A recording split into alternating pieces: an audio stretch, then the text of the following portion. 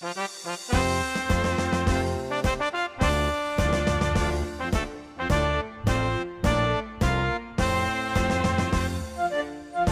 งยิ่ง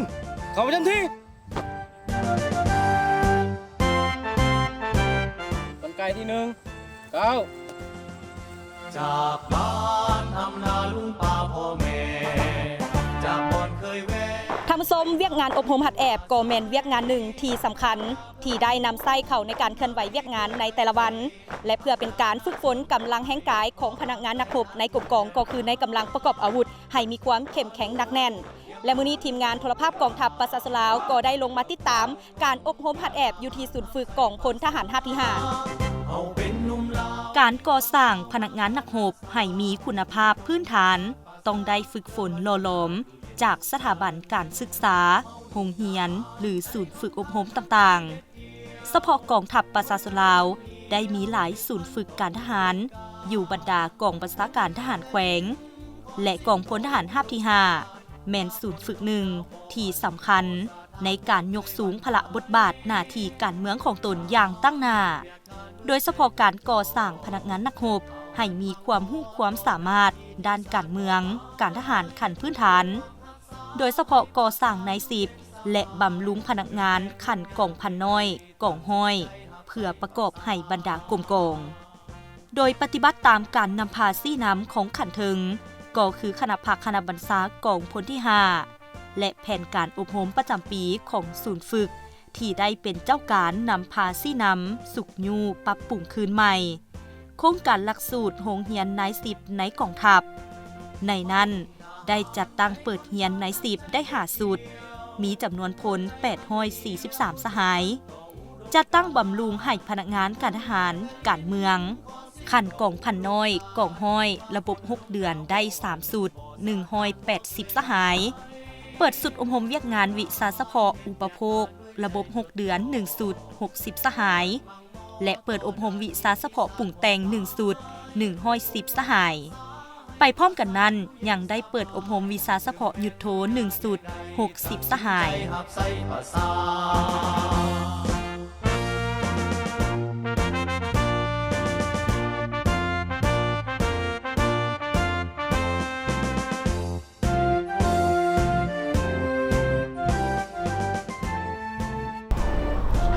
ห้องพันโทกำพัดแสนปาสมภูห้องเลขาคณะภาคฐานหัวหน้าการทหารศูนย์ฝึกกองพลทหารที่ 5ขอรายงานย่อสภาพในการเรียนงานปรับปรุงก่อสร้างกำลังของศูนย์ฝึกวันที่ตั้งพระบทบาทนี้ศูนย์ฝึกกองพลเป็นกลุ่มกองหนึ่งที่เป็นหน้าที่การเมืองต้นต่อและเป็นกลุ่มกองหนึ่งที่ขึ้นกับกองพลทหารราบที่ 5โดยกลุ่มและหอบด่านหน้าที่การเมืองใจกลางของพวกเราแม่นปรับปรุงก่อสร้างกำลังโดยเฉพาะแม่นการก่อสร้างกำลังใน10ระยะพันมานี้พวกเราก่อสร้างมาหลายรุ่นถือว่าในปัจจุบันนี้ถือเป็นรุ่นที่10แล้วนอกจากนั้นก็ได้ก่อสร้างเราลบวิชาเฉพาะอื่นๆที่มีความจำเป็นตามทิศทางแผนการของขันเทิงโดยเฉพาะได้ปรับปรุงก่อสร้างนักเรียนแพทย์ชั้นต้นก่อสร้างปรุงแต่งก่อสร้างเราลบพวกวิชาเฉพาะยุทโธและนอกจากนั้นก็ได้ก่อสร้าง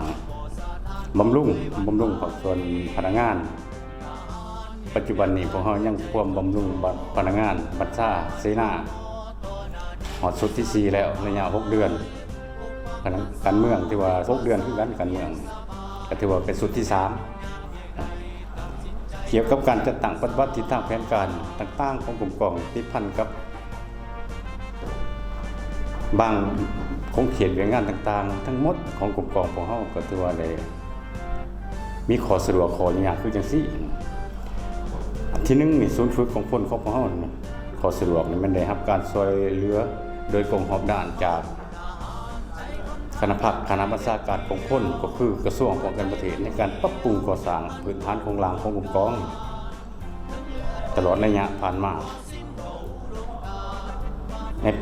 นี้เพิ่นก็ได้ปรับปรุงก่อสร้างเส้นทางผ่านเข้ามากลุ่มกองของพวกเฮาและเส้นทางอ้อมค่ายก็แม่นทุนของกระทรวงป้องกันประเทศโดยวง รรดาพื้นฐานโครงหลังต่างๆเพื่อนนอนเพื่อนอยู่เพื่อนกินต่างๆกันที่ว่าได้รับการช่วยเหลือจากกันถึงอันที่2มาศูนย์ฝึกของเฮามีการจัดตั้งเป็นระบบบรรษาครบสุดทั้งแถวพนักงาน30ภาคตลอดหอนักรบส่วนลุงหลายก็มันมีความรับรู้เข้าใจต่อแนวทางแผนนโยบายของพรรคมีทัศนะรักมั่นการเมืองนักแน่นเข้าใจแจ้งต่อทิศทางแผนการของกันถึงก็คือของกองวางออกและมีทัศนะส้นสันออกให้งานสามารถจำแนกได้มิตรศัตรูอย่างแจ่มแจ้งสะท้อนในคิดพลังงานของพวกเฮามันมีเรื่องระบบการจัดตั้งตัวศูนย์ฝึกของเฮานี่มันเป็นกองหนึ่ง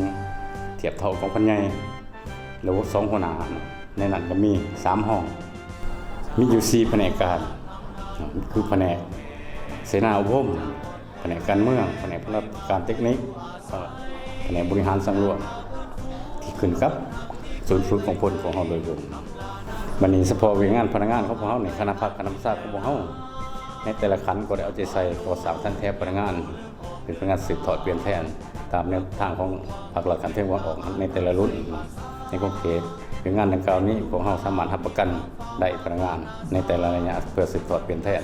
ในได้ปรับปรุงการจัดตั้งแต่ละขันตลอดมาจากนั้นพวกเฮาก็ได้มีแผนการก่อสร้างพนักงาน3รุ่นตามสิ่งของกันเทคนิคคือพนักงานรักแรงพนักงานสืบทอดพนักงานเปลี่ยนแทนเปลี่ยนงานปรับปรุงก่อสร้างกำลังของพวกเฮานี่ถือว่าเป็นงานใจกลางและเป็นงานหลักของกลุ่มกองของพวกเฮาคณะพักคณะศาสตร์พวกเฮาก็ได้พร้อมกันเอาใจใส่จัดตั้งสีน้ำศึกษาอุปถัมภ์กันเมืองนำการแนวคิดอย่างตัวเนืองเพื่อให้เขาเจาะเสื่อมซึมมติของขันทึ่งปฏิบัติเข้มงวดขอกำหนดกฎระเบียบของกองทัพในงานอุปถัมภ์ฮันแอบนี้มันเพื่อฝึกฝนกำลังแห่งกายให้พนักงานนักรบมีความสามารถเพียงพอในการรับประกันให้แก่การเตรียมพร้อมสู้รบหรือว่าสู้รบมีใส่ตามแนวทางการทหารของพรรคออกในระยะใหม่ตลอดระยะผ่านมากรมกองของพวกเฮาแม่นได้จัดตั้งปฏิบัติมติคำสั่งของกันเทิงอย่างเข้มงวดการจัดตั้งอบรมหัดแอบโดยเฉพาะเป็นการก่อสร้างใน10ให้มีคุณภาพบำรุงพนักงานให้มีคุณภาพเพื่อนำไปจัดตั้งขยายอยู่กรมกองให้มีคุณภาพมันเกี่ยวกับเรื่องงานรับประกันเนาะพลังการเทคนิคของพวกนี้เนาะเนื้อที่รวมทั้งหมดในตัวกรมกองของพวกก็มี2.39 เฮกตาร์ในนั้นได้แบ่งออกเป็น3ภาคส่วนเนื้อที่ปลดขายนี้มีอยู่7 เฮกตาร์ปลายเนื้อที่ทำการผลิต6 เฮกตาร์ปลายและเนื้อที่สนามฝึกแอมทำเพียน8 เฮกตาร์ปลายศูนย์ฝึกกองพลทหารภาคที่5ยังได้สุ่มใส่การอบรมหัดแอบทางด้านศิลปยุทธยุทธวิธีภาคพื้นฐานความรู้ทั่วไปเกี่ยวกับการนำใช้พาหนะอาวุธยุทโธปกรณ์ด้วยการขึ้นห้องเรียนทฤษฎีเพื่อให้นักเรียนได้ค้นคว้าศึกษาและแลกเปลี่ยนบทเรียนระหว่างนักเรียนด้วยกันพร้อมได้เจาะจิ้มปัญหาที่ยังบ่เข้าใจจากครูอาจารย์เพื่อนำเอาบทเรียนไปหัดแอบภาคสนามตัวจริงสำหรับภาคปฏิบัติตัวจริงแม่นจัดตั้งปฏิบัติตามแผนการเรียนการสอนของศูนย์ฝึกเป็นปกติภายหลังที่ได้ศึกษาเรียนรู้ภาคพื้นฐานแล้วแม่นจะได้ลงภาคปฏิบัติตัวจริงทั้งนี้ก็เพื่อสร้างให้พนักงานนักรบโดยเฉพาะนักฝึกอบรมมีความเข้าใจต่อบรรดาบทเรียนเพื่อนำไปจัดตั้งปฏิบัติหน้าที่การเมืองภายในกรมกองของตนให้มีผลสำเร็จสูง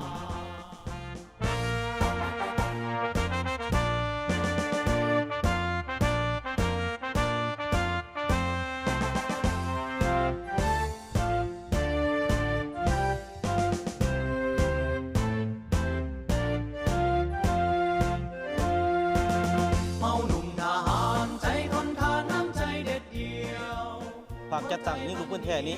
ถือว่า 85-95% ถือว่าในการจัดตั้งถือว่าขึ้นไปถือว่าเกี่ยวกับในการจัดตั้งคะแนนยิงลูกปืนแท้นี้ถือว่าปัจจุบันนี้ถือว่านักเรียนเฮานี่ทั้งหมดถือว่า155สหายถือว่าจัดตั้งคะแนนแต่เป็นห้องถือว่าห้องที่1ห้องที่2ห้องที่3ห้องที่5มีได้หันและมีนักเรียนพนักงาน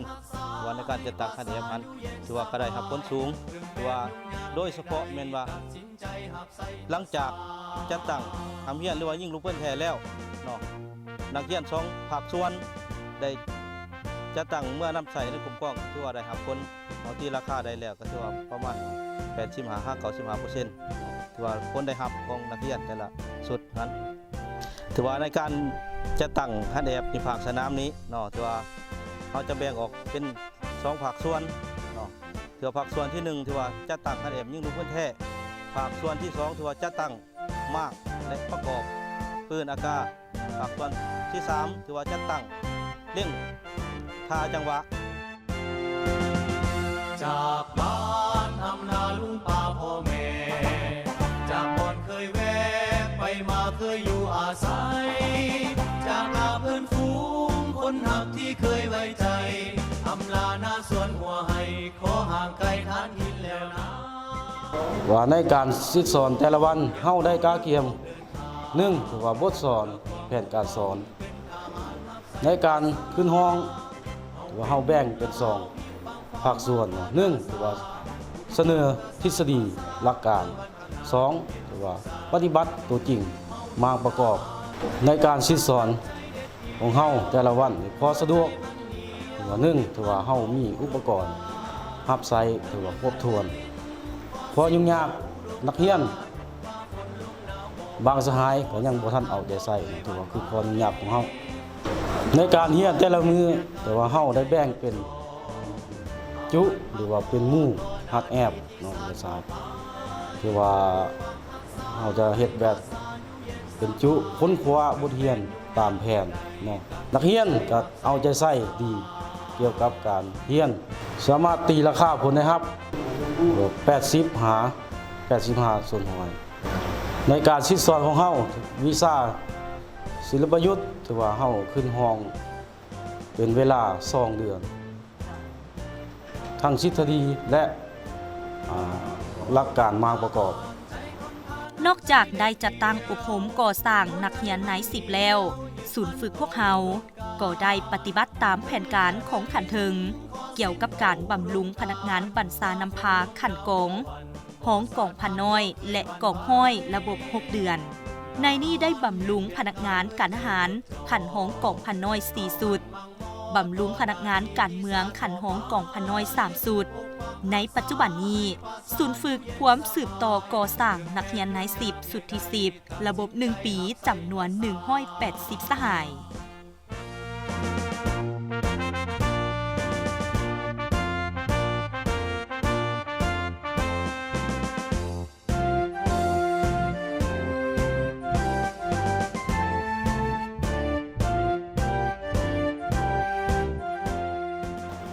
เฮาสั้น10ตีไสยพรอินทานวงศ์นักเรียนก่อสร้างใน10ทหารราบสุดที่10สามารถกำได้เกี่ยวกับทฤษฎีหลักการบ้างประกอบปืนราบเป็นต้นแม่นการเรียนทฤษฎีและครูได้นำพาเฮ็ดตัวจริงการเรียนตัวจริงเขาจะสามารถเข้าใจได้หลายก่อนเรียนทฤษฎีเนาะเพราะว่าเขาได้จับและเขาได้สัมผัสกับปืนตัวจริงเขาจะมีความเข้าใจหลายก่อนการเรียนทฤษฎีและเขายังได้ปฏิบัติต่อข้อกำหนดของศูนย์ฝึกวางออก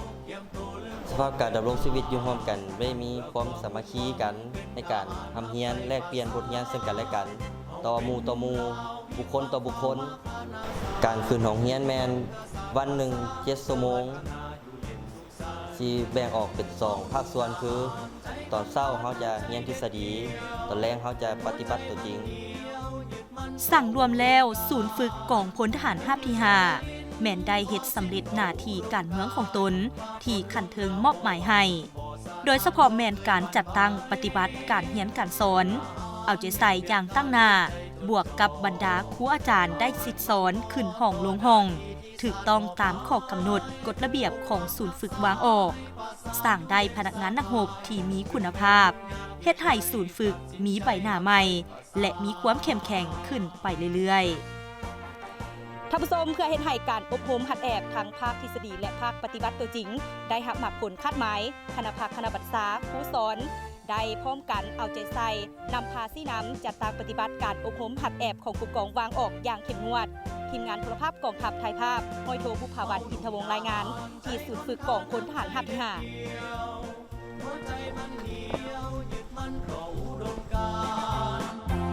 ดกะลินขอสิ้นเขาอุดมการณ์ฟ้าฝนลมหนาวบ่หวันบ่สาทานบ่เคยหวั่นไหว